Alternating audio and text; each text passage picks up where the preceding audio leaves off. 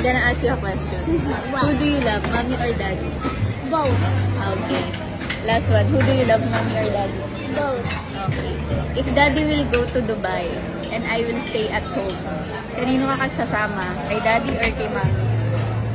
Ako nasa bahay lang with Opa. Si daddy pupunta ng Dubai.